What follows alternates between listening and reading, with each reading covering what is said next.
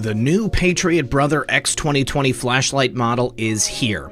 And with all the common threats nowadays to our freedom, the future of America is not promised, and neither is your safety. One of the best things you can invest in for your home protection is a Patriot Brother flashlight. And why not purchase one of the best flashlights on the market? The Patriot Brother X2020 flashlight. The holidays are quickly approaching, and that is why Patriot Flashlight wants to extend a special 20% Patriot discount to all customers throughout the month of December. Patriot Flashlight is the perfect gift for you and your loved ones this holiday season. Supply is limited, and this is the very last chance to get 20% off the new 2020 model before they sell out. Take advantage now and give you and your family the gift of night protection.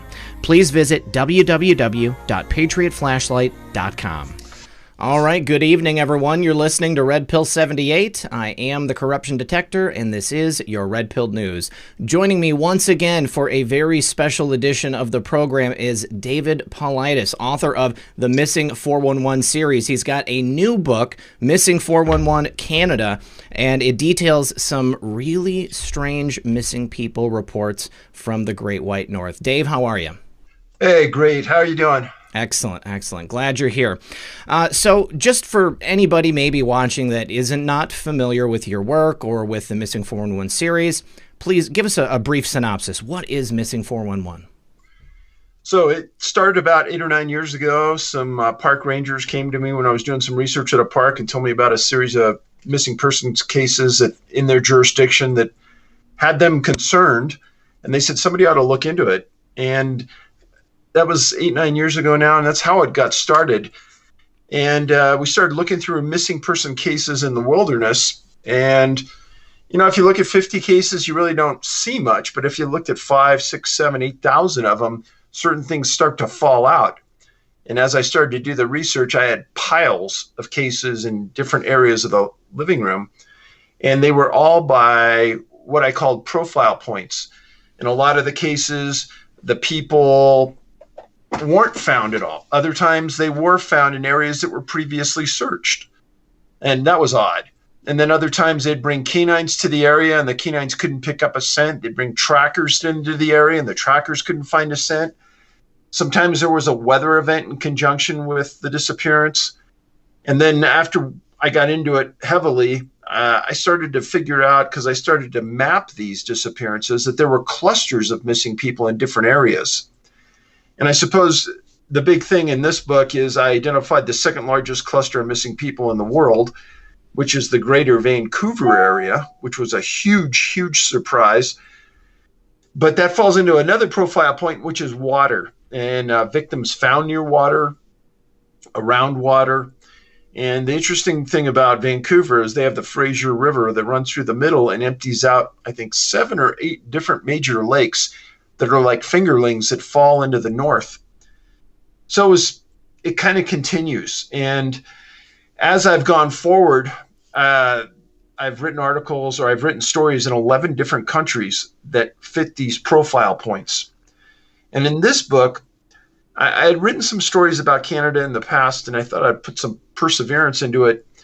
And really what I got out of it was many of the disappearances in Canada mimic the disappearances in the States. But the topography and the regions that they went missing in were just completely odd compared to what we know in the United States. How so? How do they differ from what you see in the United States? Well, in the Great North, in the Northwest Territories, in Labrador and such, there's really no ground cover. I mean, you're talking about wide open areas in a lot of those areas. Yeah. And then in Alberta, you're talking about almost like a plains area where it's really flat. And British Columbia, I think, has some of the most wild area of anywhere in North America, where they have, tens of miles where there's nobody. And that really plays into some of the strange things that are seen and reported in the stories. And what are some of those strange things that are reported in the stories? So you have people that talk about having dreams. You talk about lights in the sky. You talk about killings and deaths of people that go unexplained, and they bring in experts and they can't really account for how the person died or what killed them. things along those lines. It's pretty odd. Yeah, it seemed to me what really set this book apart was the spooky nature of some of these disappearances, more so than what you see here in the disappearances here in the United States.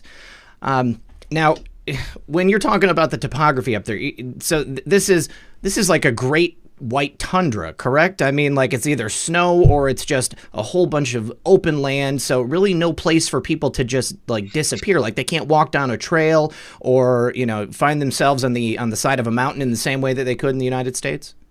Oh, they definitely could. No, I don't mean to misrepresent that.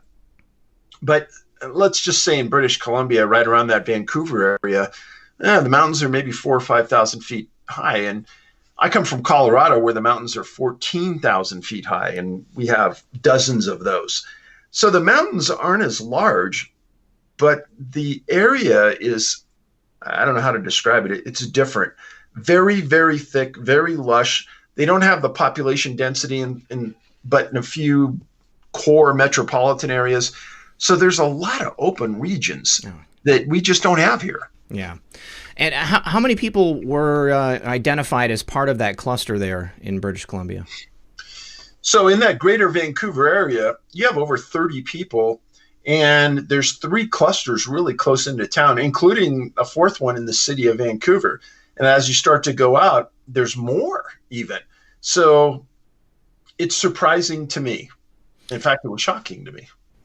Did you find that there were people that were more likely to go missing in just completely open areas, or was it just as likely that they'd go missing in open areas as they would in terms of populated areas?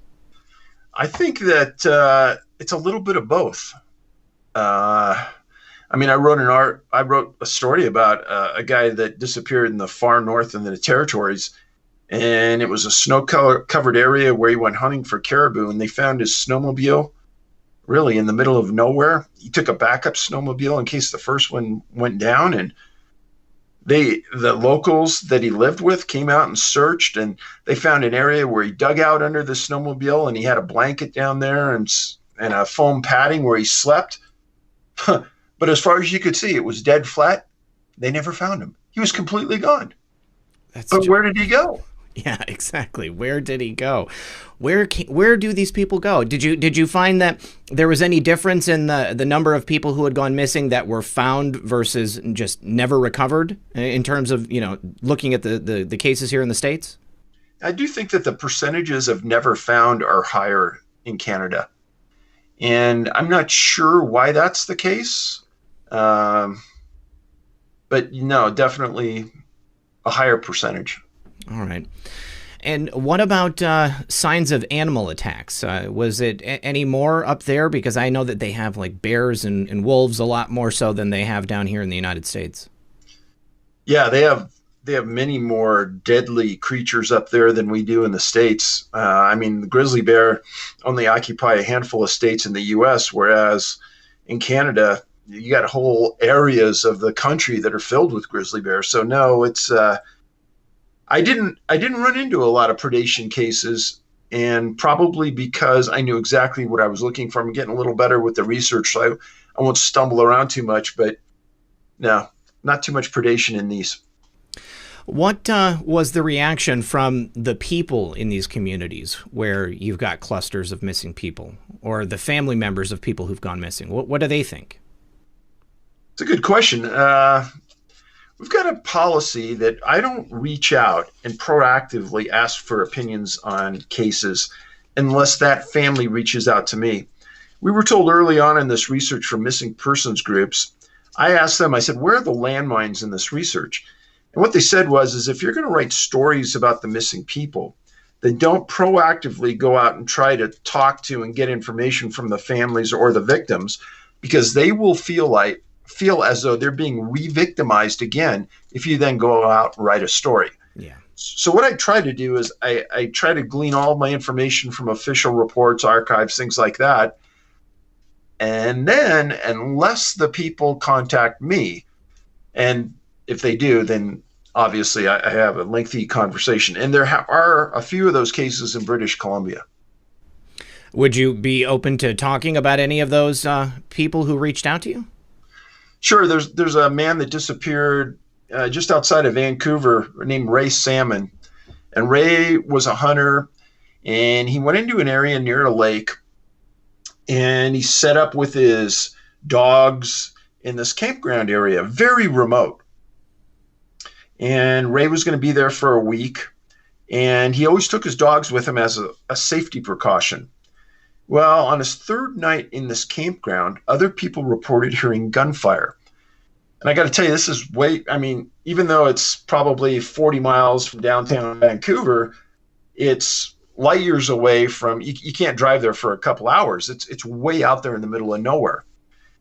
Some other people heard gunfire. They called the RCMP. They come out and they don't see anything. And they see a camper there, and there's dogs in the camper. They start searching the area, and they find a pile of clothes right near the lake. And the lake is maybe a couple hundred yards from Ray's truck. And they go, that's odd, because it's pretty cold out. Well, the next day they bring in more RCMP and they start searching. And the unusual part now is that Ray's wife, who had called me, said, Dave, when I was there, the RCMP shows up with a SWAT team, and they're going into the bush. They're going into the forest with the SWAT team. And they're not saying a lot to her. And they said after the third day of searching that they think he's in the lake. So Danielle, his wife, gets a special underwater team that can drag this device behind their boat and see everything that's in the water.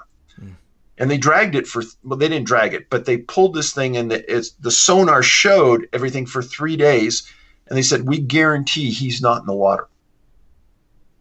So here's the question. First of all, he never left the truck without the dogs because the dogs provided safety against bears. Mm-hmm. The dogs were in the truck. His clothes are on the beach next to the lake. He's not in the lake. Why would the RCMP put a SWAT team into the woods? And we filed a Freedom of Information Act request, and so did Danielle, against the RCMP and the government to get all the reports. And they gave us a copy of one report, 3 pages long, that is 95% redacted. And they told her that they told the victim's wife they can't release information on this. That's crazy. My next question was going to be, did you encounter any resistance when you were looking into any of these cases? Did you have any other opportunity to get resistance from the authorities while you were there? Well, I thought that was a pretty in-your-face moment. Yeah. And not that they wouldn't give me the information, because I kind of understand that. But to not give it to a victim's wife, yeah, I think that's cold-blooded. I would have to say either that, or they've got something that they really don't want people to know. I have never heard of a SWAT team being called into the woods like that, or even into a remote wilderness area. That sounds so strange. Very strange. I think I've heard about it maybe a couple of times, but they were always chasing, a real bad guy. Mm. And there was no mention of somebody else in that camping area that they were looking for, ever. Was there, so Ray was staying out there completely alone. It wasn't like a campground with other people in the vicinity. I mean, he was just out there on his own. There wasn't anybody who could have taken him from the campsite? I think there were people like within a mile radius, but nobody very close. Yeah, that's not very close when you're thinking about camping. And his clothes were just left on the side of the lake. He was not in the lake. Were there any tracks? Was there anything that canines were able to go after? No, and that's another unusual part. Now, part of those profile points that I write about is missing clothing and missing shoes, and that's pretty common. And people will say, "Oh, it was hypothermia." No, because Ray could see his camper truck from the beach where his clothes were. So hypothermia didn't even come into play. Like he just disappeared. Yeah. We've got a couple of different cases like that in this book, Dave. There was several cases that I wanted to talk about specifically. Let me just take a look at my notes here. There was a cluster of 3 in Manitoba, and I believe there was more than that, but I wanted to kind of jump around. Betty Wolfram, she went missing back in May of 1934. Have you found that record keeping was better the further back you go because there's no authorities to hide those cases, or is it harder to do because they're so old? The further you go back, it seems like the less restrictions they placed on their reporters for talking freely. Because in those 1930, 40, and 1950 articles, you'd find things there that you won't find today. Yeah. And I was actually pretty surprised at some of the articles that you were able to find. It did seem like people were more willing to talk about it, perhaps because they didn't quite understand what was going on, and there was really no other way to spread information. But Betty was another one of those cases that had missing clothing. Can you tell us about her? Sure. She was a 4-year-old girl, May 15th, 1934, Moosehorn, Manitoba. It's a lonely, isolated city about 120 miles northwest of Winnipeg, and it's directly north of North Dakota. This community, predominantly farming, very flat. The family owned a small farm on the outskirts of Moosehorn, southwest of a small city called Spear Hill. Well, on May 15th, 1934, Karl Wolfram, a German, put sleeping Betty in a small carriage in the front yard of the farmhouse. And he went into the adjacent field to start seeding the ground for a new crop. Well, that region around the farm had a lot of swamps, large fields, dusty dirt roads, and again, it was dead flat. Well, on this date, Karl didn't see anyone driving on the roads, didn't hear anything, didn't see anything. And after a while, he went back to check on his daughter who was sleeping in the carriage. Well, he went back and the carriage was empty. And originally he thought maybe his wife or one of the farming helpers had taken his daughter. So he starts calling for people. They start searching the area. They can't find her. And this is really odd. So they call the RCMP. Well, Mrs. Wolfram was directly from Germany. Now let me stop the story here, because one of the things that I write about in my other books is there's a high propensity of people to disappear with German descent. And I can't explain it, but that's a fact that I've written about over and over again. And in fact, all of the physicists I've ever written about were all German, which is a very, very odd coincidence. So anyhow, Mrs. Wolfram was from Germany, had taught Betty only German. She didn't know English. Well, the RCMP, farmers, the volunteers searched the region for 4 days and went out to a distance of 2 to 3 miles. They called the girl's name, looked for tracks. They never received a response. And on one of those first days of the search, the skies opened up and it rained for hours. This is important because another profile point is I talk about weather changes in conjunction with the search or the disappearance. Here's another one. On the 4th day, searchers believed they had covered every possible location that Betty could be in, and they essentially were giving up. And on that 5th day at 2 p.m., a farmer from Spear Hill named Ray Rosen left his farmhouse to take a walk and found Betty calmly walking in a swamp area. She was semi-conscious and she was calling for her dad. Roy picked her up and took her home. She was taken to a local physician for an examination. And here is the important part that you probably would never get nowadays, but it was in an article. And it's imperative that you understand the reason why it's important. And here's what it says. It says, "This is to certify that today I examined Betty Wolfram. The history of the case is that the child has been lost 110 to 120 hours. Examination of the child reveals very little loss of flesh, no evidence of dehydration. Furthermore, in view of the fact that there have been so many mosquitoes present, it is significant that there are no bites or scratches present. In my opinion, this child has had food, water, and shelter for the past 3 to 4 days, as I do not believe that a child who has always been delicate could have withstood this long exposure and shows so little trace. Now, Betty was found completely dry, even though it had rained heavily the previous night. Also, her clothes and shoes were relatively clean for being missing for 4 days. Now, her mom spoke to Betty in German, but Betty was terrified and whimpering and had hardly spoken anything since she had been home. Now, a side note, George Romaine was another neighboring farmer, and he had reported several of his cows had returned from the field milked, a very odd coincidence during the time frame that Betty was missing. Now, the RCMP interviewed the farmer who found Betty. That was Roy.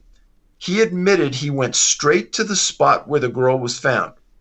He said he didn't expect to come back alive, or if he did come back, he'd be all broken up, in his words.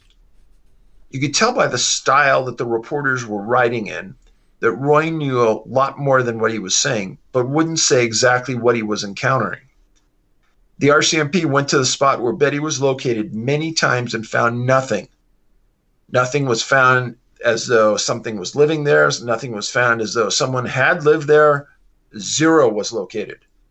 There's no way someone could go into or out of this area of Moosehorn without people seeing the stranger. It's impossible because it's so flat and the roads were so obvious. Well, someone fed and gave water to Betty. It's obvious. She was terrified for some reason. She didn't know how to milk a cow, and she was too small. So if Betty hadn't and didn't have mosquito bites, she had to have been being sheltered, but where, since no shelter was ever found? And what was the secret behind what Farmer Roy was harboring?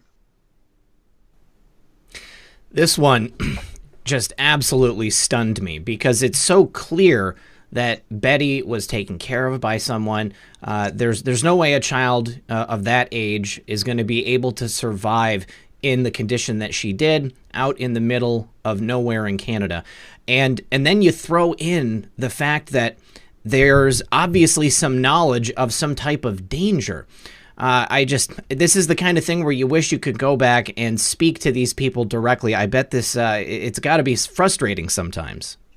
Oh, I think I'd have a million questions for what happened. And I don't know that if I would have been the RCMP on scene, I would have given these farmers such a easy pass on their story. Now, do I think that the farmers played any part in the disappearance? Absolutely not. I mean, these guys lived very close by. And I think in the end, if Betty got her wits about her later on, and it was the farmer that took her, she would have said so, and they would have arrested him. That's why you just know it wasn't him. Yeah. It was something really, really unusual that came into play here that obviously one of the farmers knew about because of his description of going in and thinking he wasn't coming out. But what was it? And going in, he's referring to the swamp there? He had to have been. Yeah. And just by coincidence, when we talk about water, in many of the books I talk about, there's swamps and bogs that are associated with these disappearances. And why is that? And I think there's a pretty easy answer, is that most people won't walk into a swamp. That's right. Stay away from it. So if you were going to try to hide yourself from the general populace and it was a big swamp, put yourself right in the middle of it.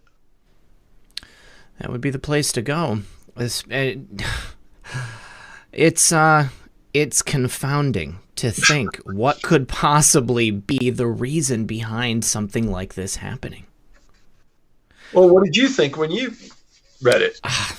I mean, thinking that she's out there in the middle of nowhere, she must have been sheltered, she must have been fed. I mean, I hesitate to say because I don't want to sound like a loon, but I mean, it's obviously not a farmer. It's obviously not a friend or a family member. And if somebody's milking the cows, I mean, that makes me think that there is a creature or a being or something out there, perhaps not fully existing in this dimension or something like that. I mean, I know that there is so much out there in the world that we're not privy to. We just don't have the knowledge. Maybe there's things out there that we can't see. But I immediately think of some type of being that has the ability to hide itself, that has the ability to, go in between and slip through the veil, if you want to say. It reminds me of the one case where the gentleman went missing in the desert, and the woman was walking on the path, and she heard him. She heard him calling for help, but he was nowhere to be found. So how is his voice there on the trail? It makes me think that there is some place that these people are going that we, as regular people, are unable to get to. Yeah, and I think that's a pretty logical way to look at it. The other case you were talking about was that one out of Mesa Verde National Park where Yes. a reporter heard somebody calling for help. She herself looked for the man, couldn't find him, and then the second and third times they sent search teams in there, they never did find the guy. Yeah, but he had to have been there. I mean, it's not like, unless there was a speaker set up someplace. But I mean, I can't imagine that that's the case, because they would have found the speaker. They would have found some method for him to be, distance, dropping his voice in there. So the other thing that it made me think about, of course, is, tales of interesting things happening with cattle and UFOs. I mean, the lights, around livestock coming up missing, livestock coming up with incisions, surgery, things removed. And that's something I've always thought about with these cases, is there an extraterrestrial component to it? But at the same time, it seems like maybe there's a Bigfoot component, but that blows my mind, because are those two things related? Well, if they are, then it changes everything, really. Yeah, and there you go. People would be calling you a loon for saying that out loud, but Yeah. I don't think that's so loony when you look at the DNA that we found in our study on Bigfoot. So, Whoa, can we talk about that? we're glad to talk about it on another show. Okay, all right. I'll definitely be having you back to speak about that. That's incredible. Well, what about Florence Spence? This wasn't long. What was it? Long. It was right after. Yes, it was. It was not long after Betty went missing. Just a couple months later.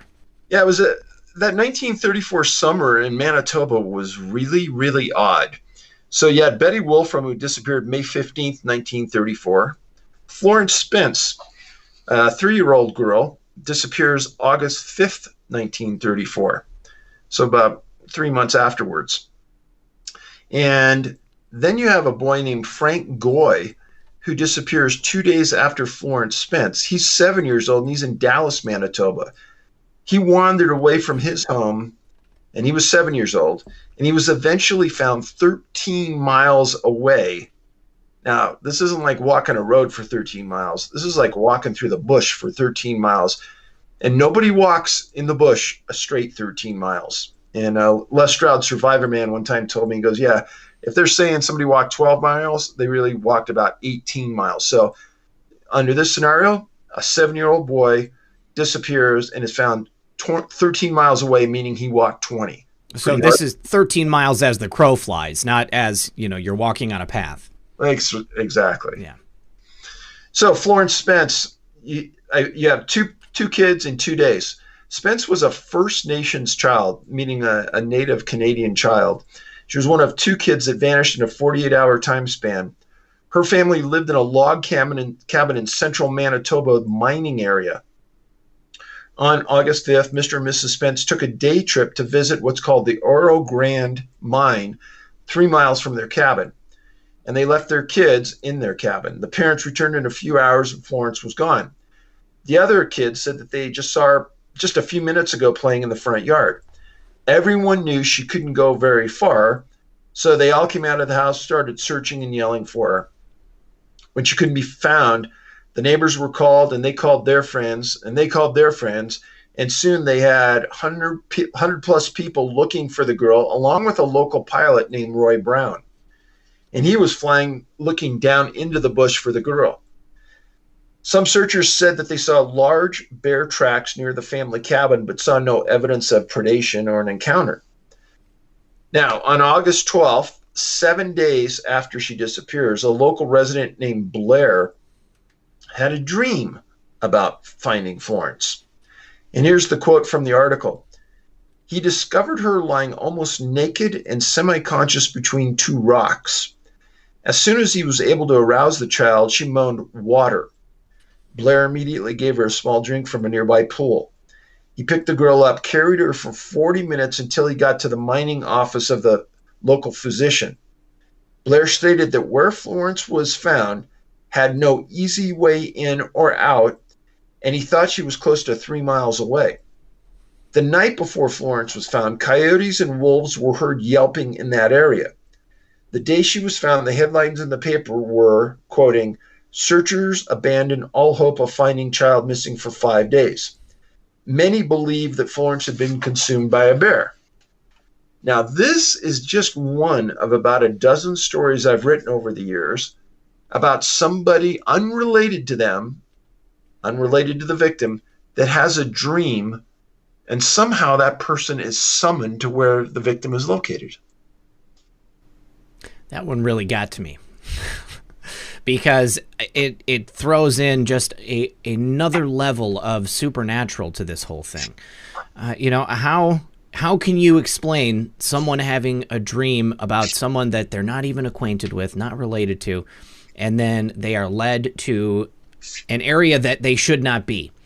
It's almost like he was drawn there in order to find her before she died. You know, I've gotten a lot of feedback on these stories that I've written, and the common wording that I get back from people is that person was summoned. And it's really hard not to agree with that, because how would you it's like 1,000,000,000 to 1 shot, three miles away in the middle of the bush, and you just walk to the exact area between two rocks and you just happen to find this girl? I don't think so. I don't think luck plays into this. No, it definitely feels like there is some level of intervention going on here. I can't imagine any other way that this is happening. I mean, there's some type of intelligence in my mind behind what's happening, how these people are disappeared, and also in how they're returned. Because they're certainly not going missing by any normal or natural method or means. Well, it also tells me that whatever happened to Florence, she was meant to come back to her parents. Yeah. She wasn't meant to die. Now, you mentioned that she was a First Nations child, so she was Native American or Native Canadian, I guess. Was there very many cases of people from Native Canadian tribes that went missing, or was this an isolated case among many? This was a pretty much an isolated case among many. One of my best friends is a Cheyenne Arapaho Native American chief. His name is Harvey Pratt. And Harvey was the number 2 person at the Oklahoma Bureau of Investigation for years. One of the smartest men I know and one of the most polite people you'll ever meet. But anyhow, Harvey and I have had talks about this. And he said, "Dave, when I was a small child living on the reservation, we'd go away for weekends and we'd sit around the campfire. And we were always told never to walk away from the fire. Never get out of sight of that fire." And he said that they were always told that there were bad spirits out there and they would take you. And he said, at the time, I always told them, as I got older, they're just trying to scare us so we wouldn't get lost and this and that. But he goes, looking back on it, in as many cases as you've written about this kind of stuff, maybe there really was something to it that these stories generated from. Yeah, I've thought about that too. How interesting it is that I've heard the same types of stories. Something called a Wendigo, I think I've heard of before. That was specifically like a man-eating spirit that would just grab people up off the trail and take them away. I'm not surprised to hear that there's not very many missing Native people, because this type of thing does get passed along, and they tend to be a lot more connected and in tune with the land and with their surroundings.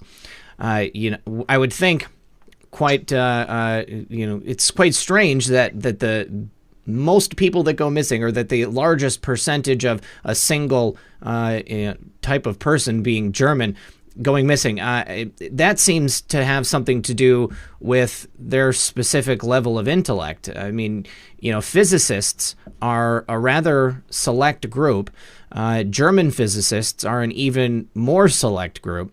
And for them to all go missing in this type of manner, that's an even weirder coincidence. And there are no coincidences in that case, I think. Well, getting back to the Native Canadian people, there is right now a huge investigation going on in northern British Columbia. It's called the Highway of Tears case, and many people have probably heard of it, but it's a series of Native American women who have disappeared along this highway in central northern British Columbia.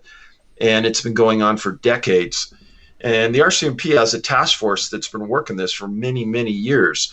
And they've never arrested anybody, but it all points that it's a serial killer that's targeting these women along this highway. Mm-hmm.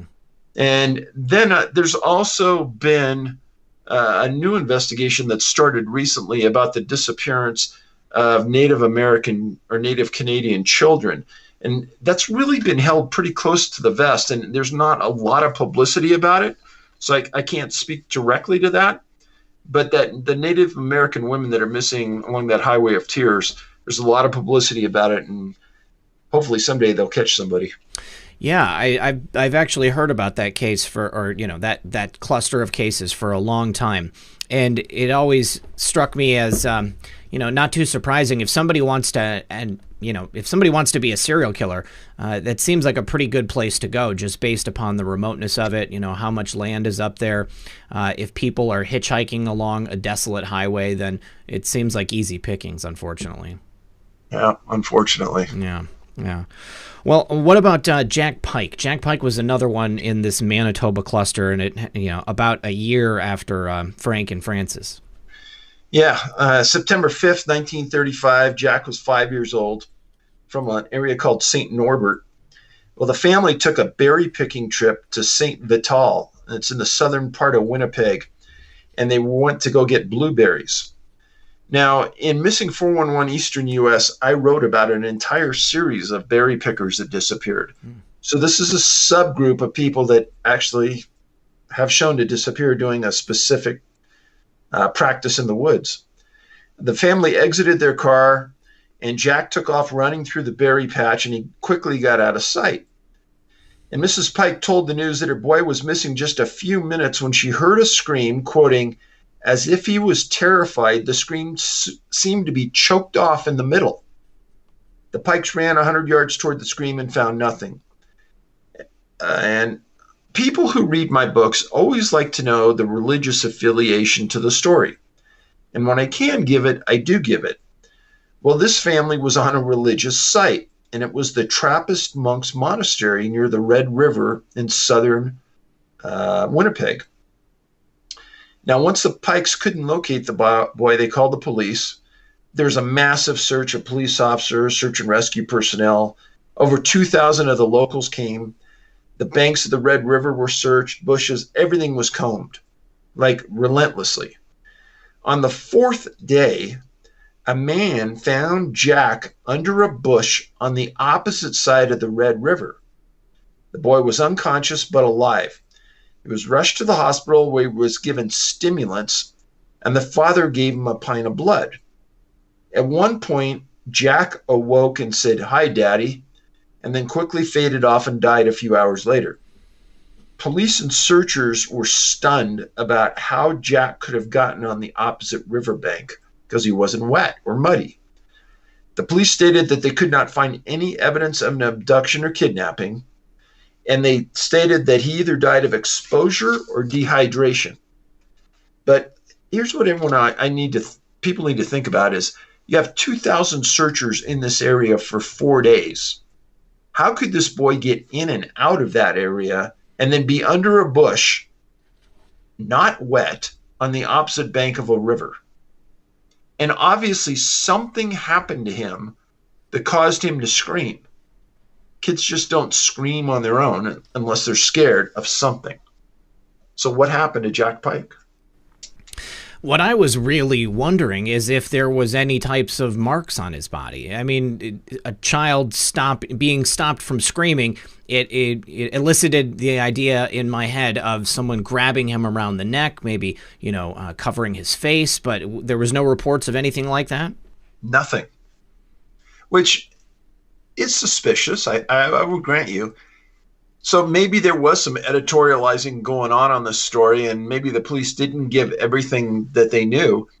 But it is an odd case, because the berry picking part of it really struck me when I read it. And the water affiliation again. The water was one of the things that stood out to me. I did not know that there was a subset of berry pickers. That's incredibly strange. But what really fascinated me with it was that it's almost like the exact moment at which he went missing because of that scream. Absolutely. Yeah. And imagine if you were the parents and you heard that, and you find your boy 4 days later and he regains consciousness for a few minutes and then dies. I'd be horribly upset for the rest of my life. Yeah, that would be super painful. As a father myself, that's another reason that I picked that one, because it would be horrific. Well, how about Geraldine Huggin? This is moving on now to Ontario. Okay, so this is in 1953, July 5th, 6 miles west of Minaki, Minaki, 5 years old. The Huggins left their home in Winnipeg for a 6-week summer vacation. They brought their 3 daughters to Wade, W-A-D-E. It's a small city, and there was a cottage belonging to the grandparents. The region is really swampy, with the Canadian Railroad passing near the cabin. On July 5th, 1953, the family was gathering in the front yard of the cabin to make a trip to a local lake. Now, Geraldine was on the side yard, and their 2 sisters were in the front yard. She was out of sight for about 10 minutes and vanished. The Huggins searched the area around the cabin, yelled for their daughter. The girls all were looking. Nobody saw anything. Nobody heard anything. And Geraldine never responded to the calls. Now, if you stop there for a second, in heavy bush like this, how far can a little 5-year-old get? And I don't think in that amount of time that she could get out of yelling sight. Mm-hmm. So if you're in the bush and you're upset and you're lost and you hear your parents, what are you going to do?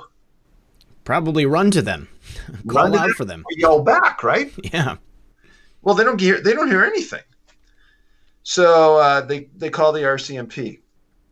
One officer from Minaki arrived and immediately called for the First Nations tracking team to assist. A very smart move. And the First Nations tracking team was a group of Native Canadians that were just like the absolute experts at tracking anybody through anything. And just as the search was getting started, heavy rains inundated the area, and a call was made now for the Army to assist and respond from Winnipeg. Mr. Huggins told the searchers that his daughter would never wander and would just sit down and cry. But the story wasn't adding up, because they kept searching outer and outer areas from the cabin and weren't finding anything and weren't finding any tracks. On the 3rd day, trackers found what they believed to be Geraldine's tracks high on a ledge near an area called Fox Lake. There were now 200 people looking in this area, with an RCMP plane and volunteers. The search continued now on to 7 days, and they still had found nothing to point specifically to the young girl. At this point, a prospector named Harry Hawes joins the search effort. He had found 2 other boys in the past, and he said the girl would be found near Long Lake, but he never said why. Now going into the 9th day of the search, the First Nation trackers were not giving up, and they found a small piece of cloth on a bush that they believed was Geraldine's. And they took it to her parents, and they confirmed that it was. So now they're getting closer. But the girl was a long ways away and apparently still moving after 9 days, which made no sense. Day 10, searchers were on the far side of Long Lake near the railroad tracks, and found what they thought was Geraldine's remains. Now, you got to listen carefully to the wording on some of this. They found her plaid shirt and blue jeans. They found in the ground in the area heavily matted down as though something that weighed significantly had been through the area. One of the legs on the blue jeans was inside out, and trackers stated that the location was near a place called Catastrophe Lake. They also stated that there was not enough remains left for a proper burial or inquest. The police stated that there was no blood on the clothing, meaning it had been removed before consumption. There were wolf tracks in the area, but the native trackers stated that they came post-death, meaning Geraldine had died, whatever killed her was gone, and the wolves came in and cleaned up the remains. They made it clear that the wolves did not kill the girl. Now, there was some controversy because the trackers found what they believed to be a large human track in the moss on their 7th day, but no other tracks like this were found post 7th day. Searchers didn't even find the bones of the remains of Geraldine. That's how little was left. Now, here's the question. Why would Harry Hawes know where Geraldine would be located? And there were similarities with this case with 2 other cases I've written about in the past. One was in this book here, and that was the Bart Schleier death in Yukon and the Jared Adadero death in Colorado. And what was similar with those is clothing was found of those 2 victims, and their clothes were found inside out. In Schleier's death, the press said that a bear had killed him. I personally talked to the resource officer that did the investigation. He said it was a blatant lie. He says it was the strangest case he's ever taken on in his career, but he goes, a bear did not kill Bart Schleier. And then in the Adadero case, the sheriff said, he was killed by a mountain lion, and 4 different mountain lion experts were interviewed by Mr. Adadero, the father of Jared, and they specifically said, we guarantee a mountain lion didn't kill Jared. Now, in Geraldine's case, what took her and what killed her? What really creeps me out about this one is that you say they thought they found her remains, but there's no blood, there's no bones. What happened to her blood? There's no creature or animal that I know of that removes all the blood from its victim prior to consuming its body and discarding of all of the evidence. And then you've got the large footprint and the matting down of the area, which both of those things seem to indicate a large hominid, somebody of big stature. And then you've got the animals coming around to eat it, but then there's nothing there to even indicate that there was an animal attack. It's just, again, a baffling case. What do you think about that one? So maybe it was the way I worded this. There was no blood on the clothing, but there was never anything said about there wasn't blood in the area. Oh, okay. But the significant part to me was wild animals do not remove your clothing before they consume you. Yeah, exactly. Say a grizzly bear is going to attack you. They're going to eat your clothes. They're going to eat everything in you. And then what they'll find is they'll find your clothes in the bear's scat. Mm-hmm. Now, in this incident, the native trackers, I think, knew a lot more about what was going on and didn't say it. Mm-hmm. And that's unfortunate. Or maybe they did say it and the RCMP filtered it and edited it and wouldn't let it out. I don't know. But I think that it's very, very odd that in those 3 cases that I cited, the clothing was off. There was no blood on the clothing. The pants were inside out. So what's at play here? What could be removing clothing from people unless it had hands? Exactly. Hands. A hominid. Have you ever thought about trying to specifically interview First Nations peoples about these types of disappearances to see if maybe they have any information that no one's asked them about? So I'm specifically going to British Columbia the day after Christmas for a week, and I've got a whole series of interviews lined up with those exact people. Oh, wow. I'm really looking forward to hearing what you get back from that. Is that going to be for another film project, or is that for a separate book project? It's sort of just informational gathering right now and see where it goes. Okay. Well, like I said, very interested to hear about that. What about the case of Jessica Azzopardi? This was in 1985, so a little bit more recent. And I'm interested to see how the evidence stacks up between these cases that are 50 and 60 years apart. So Jessica was only 20 months old, so she was just barely walking July 24th in Elmstead, Ontario. And it occurred on the banks of Lake St. Clair. And that is 2 miles east of Windsor, Ontario. And that's 2 miles from the U.S. border in Detroit. Mm-hmm. And this lake kind of forms the border of these areas. And the mother, grandmother, and little Jessica were at their house at the lake. And the kids were on the side yard picking onions. Well, Mrs. Azzopardi started to look for Jessica, couldn't find her. But then as she looked towards the lake, which is obviously water again, she found Jessica's diaper sitting about 50 feet from the lake. Now, everyone in the family knew that Jessica would never go near water, and she was afraid of it. Well, a neighbor was across the street mowing the lawn and stated that nobody had driven down the street, and he hadn't seen or heard anyone in the area. Well, it was at this point that the family decides to call the RCMP. The U.S. Coast Guard responds, along with helicopters from Canada and the U.S., and boats from both jurisdictions were converging on the home. And within an hour, the RCMP started to believe that Jessica had been abducted because there was no evidence where she was located. So at 7:30 a.m. the following morning, Jessica's body is found floating 6 miles from her residence. So the RCMP immediately put out a statement that her body could not have floated to this location in the 16 hours based on the currents. An autopsy was done and stated that Jessica had died 90 minutes before she was found. Now, where was she for 14 and a half hours?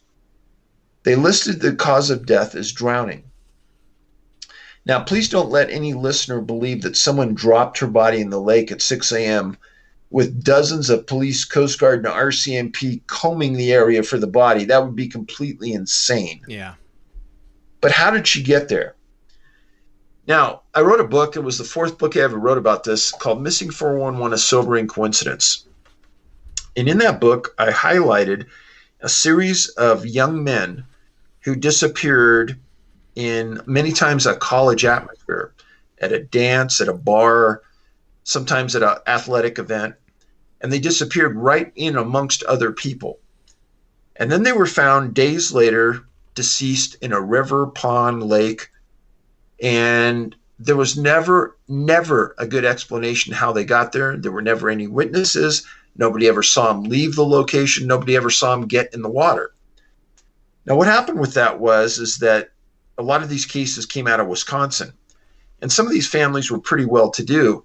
And when the autopsy came back that the person drowned, in a few of these cases, the parents said, I don't care if my son was even 100% drunk and you put him in a water, he swims like a fish. He's going to save himself. Even if it's frozen, you're going to be able to swim some amount. So they didn't believe the determination on the cause of death. So what they did was they called for a second autopsy, and they paid for it. In most autopsies, each jurisdiction is restricted just by dollars and cents about how many different things they can screen your blood and urine for. And there's usually a list of 24 different drugs, narcotics, and things. But one thing that they weren't screening for was something called GHB, which was known to you and me as a date rape drug. Now, in two of the autopsies where the parents called for a second autopsy, they found extraordinary levels of GHB in their son's blood. And nobody could figure out how it got in there. Now, when I was a policeman, I knew a little bit about this. And GHB will allow you to stay awake. and you know what's happening to you, but you can't do anything about it. It's like you're paralyzed. Isn't it? Is it considered a hypnotic? Not really hypnotics. It's more of a paralysis-like drug. Okay. You can't respond, Yeah. but you're cognizant of what's going on. So if I take you in those conditions and I put you in a body of water, you're going to die of drowning. Mm-hmm. And every time I hear about a death in water where it's drowning under weird circumstances, I always think of this because I can almost guarantee in Jessica's case, they never checked for GHB. Was GHB, was that, I mean, isn't that a relatively new drug? Was that available back in 1985? Well, now here's the weird twist. Our body produces minute levels of GHB.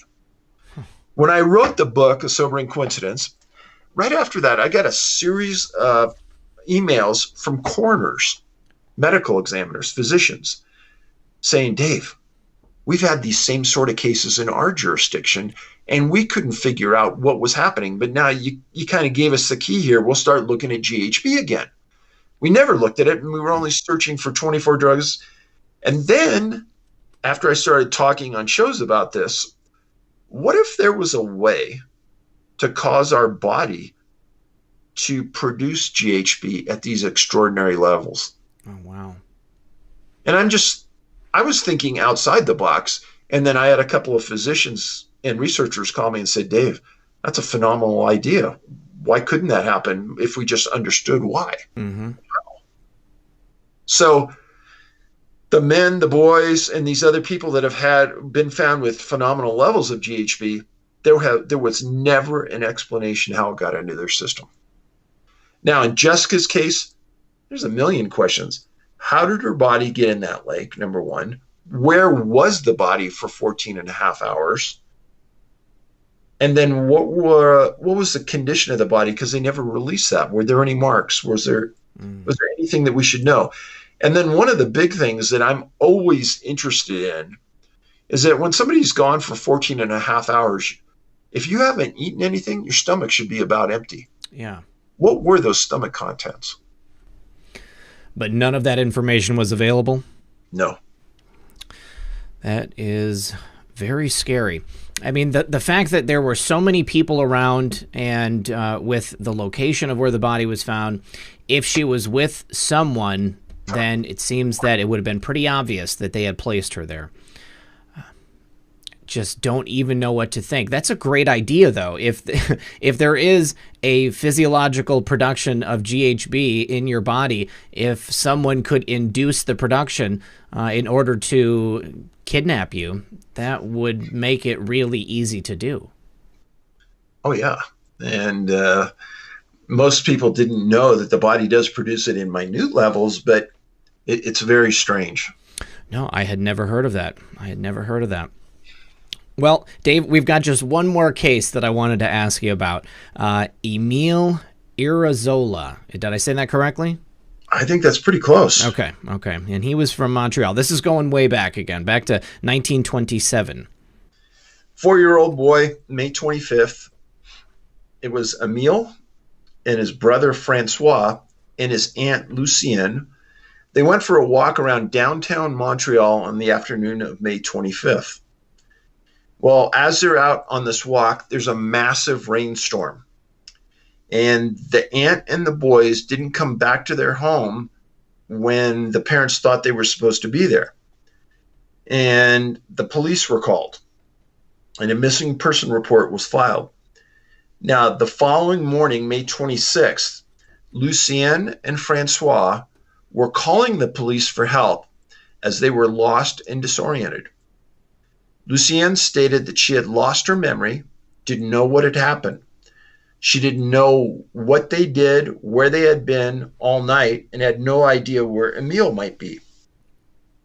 Francois was interviewed by detectives, and that he remembered thinking he remembered crossing a deep creek and losing his brother in the water. Police said the story wasn't making any sense for anyone. So 100 police officers were assembled and started to search the part of the city where they found Lucienne. And they started searching parks, parking lots, everything.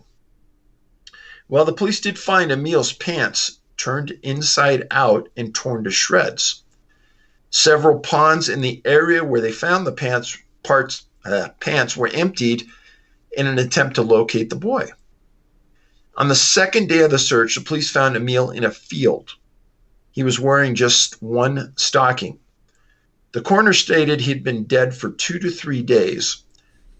Now, what's interesting is that the police noted that there were no tracks leading to the body in the mud, and the police couldn't determine how he arrived at that location.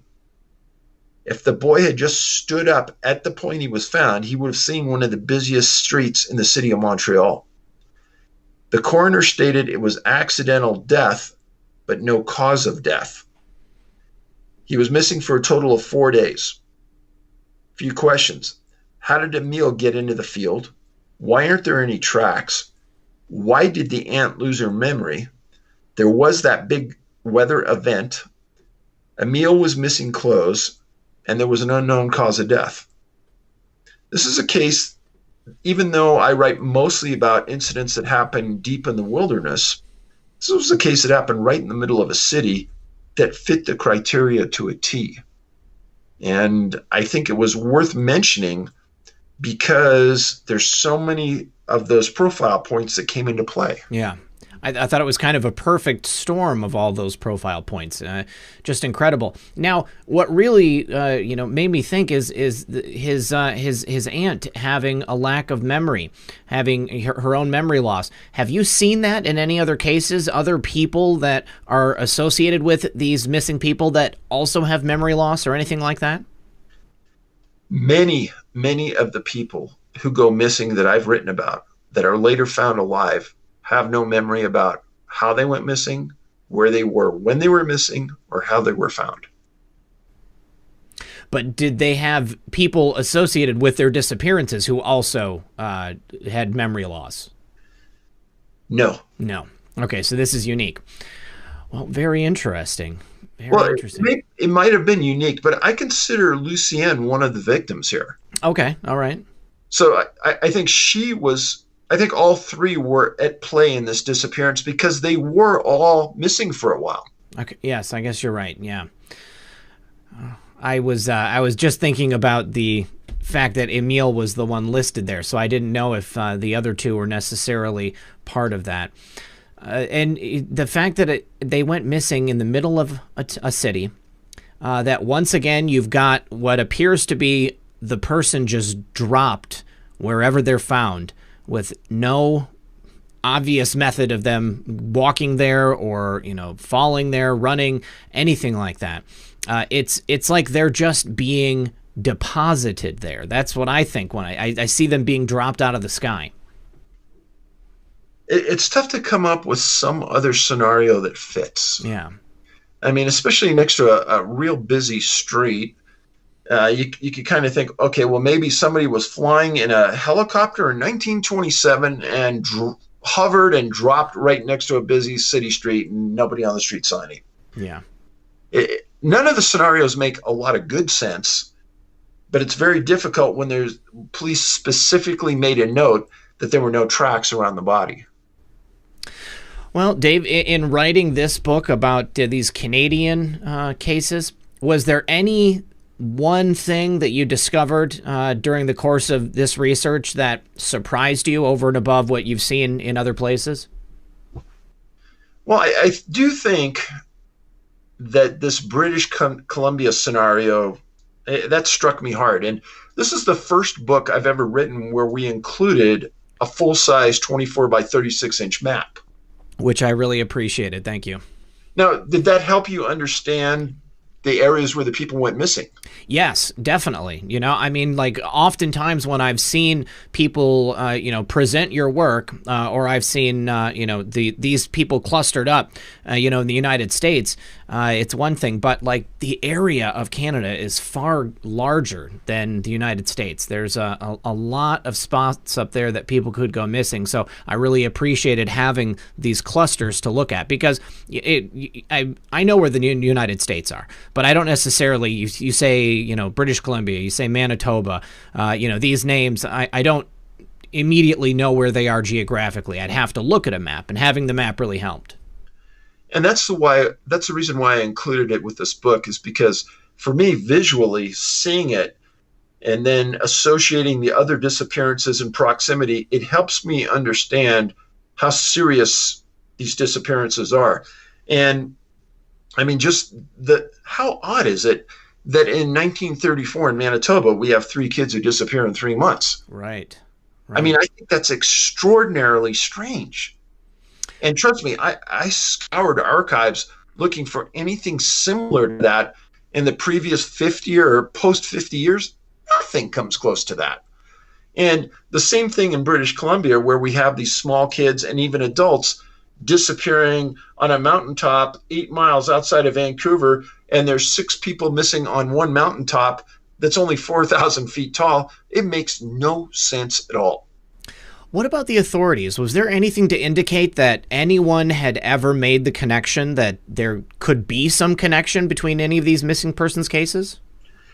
So, British Columbia, their coroner's office has an online site of unidentified missing bodies. Hmm. But I don't think anyone has ever put together the names of the people who are missing and put pen to print like in a map so you can look at it and see, oh, wow, there's a lot of people missing that close to Vancouver. Well, it's a good thing you came along. It'll be interesting to hear some of the feedback from the locals. I mean, the other day I was on Coast to Coast, and there were some people who did call in. One person specifically from Vancouver and said, "No, Dave's right. There's a lot of people missing from the city, and nobody really wants to talk about it." Wow. What do you think that's about? Do you think that's a matter of pride? Do you think that's a matter of secrecy? That's a good question. I think that government officials don't like to publicly talk about anything that they can't give a reasonable answer about. I think it makes them feel inadequate and uncomfortable. So the best way in their mind, ignore it and walk away from it and don't even talk about it. Maybe ridicule it if you have to. Sure, I think that'd be an excellent way. Yeah, I see it happen all the time. Yeah. All right, Dave. Well, can you think of anything that you wanted to talk about briefly as far as this book is concerned? I highly suggest you guys go to canammissing.com. I'm sorry, wait, yes, I almost said Can-Am Missing Project. canammissing.com. Get yourself a copy. It's not available on Amazon. It's only available through Dave. You can get all of his books there, but just a fascinating read. You know, the last thing I would say is that our movie, Missing 411, The Hunted, it's still out there, available on Amazon and iTunes, super highly rated. And I have got very few negative things that have come back to me about that movie. And the director, Mike DeGrazier, did a great job on it. And in there, there's a segment that we talk about safety in the woods. And I really wish that everyone would see that segment and apply it to their hiking and backpacking endeavors, because if people practice this type of safety, I think disappearances would be reduced about 90%. I would highly suggest you take Dave's advice. I'm a member of REI, so I'm getting one of those myself, the tracking devices. And, That's good. Yeah, yeah. All right, Dave. Well, thank you so much once again for coming on. I really appreciate it. I wish you much success with the book, and let's schedule a time for you to come back and talk about North American hominids, Bigfoots. Oh boy, that'll be fun. Right. Glad to do it. Always happy to be on your show. Thanks for the invite. All right, thanks. We'll talk to you soon. Thank you.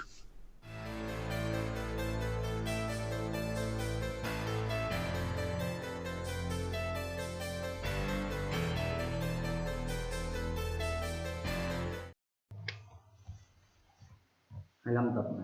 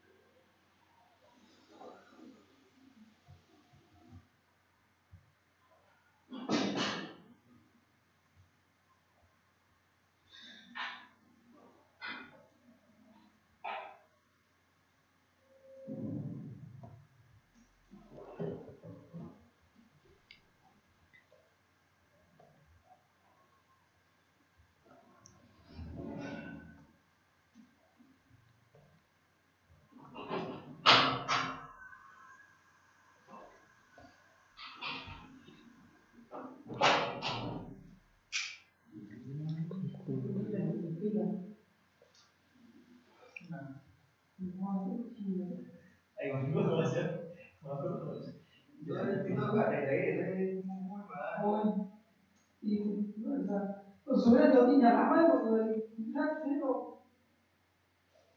xót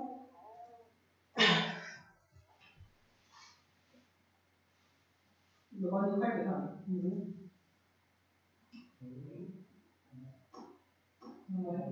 Hoàn toàn sau bị thành sự mới rồi một tí đấy. Anh sẽ chờ em. Ba một tiếng.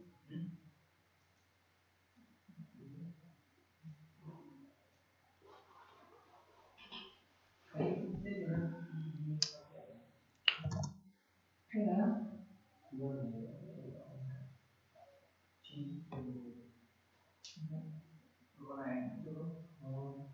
con này có thể là bắt đầu chưa? Một tí nữa 800 đúng không?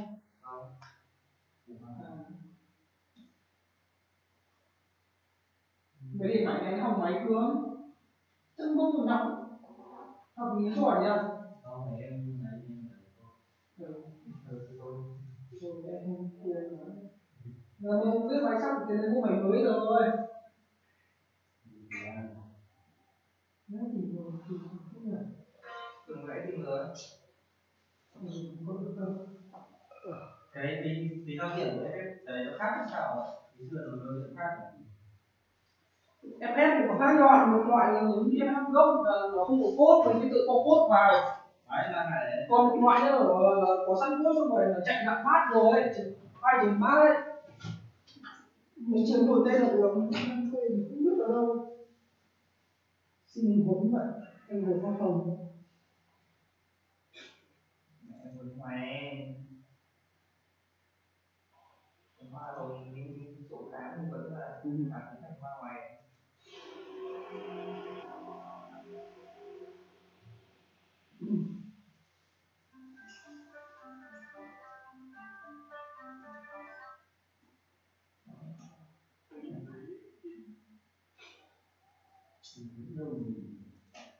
Rồi gì? Không có đấy là gì? Rồi. Nhưng nếu mà còn nhẹ nhưng tập thì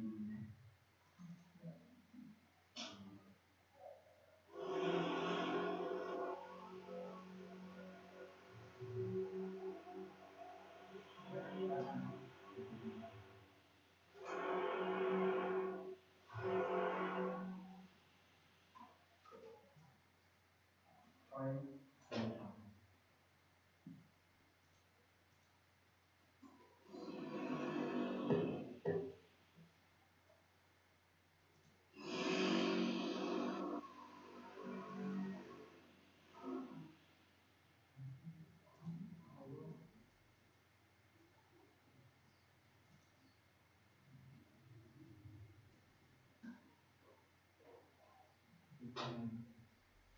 Người thương chẳng thương mình. Đợi thằng lồn này ra thì mới áp được.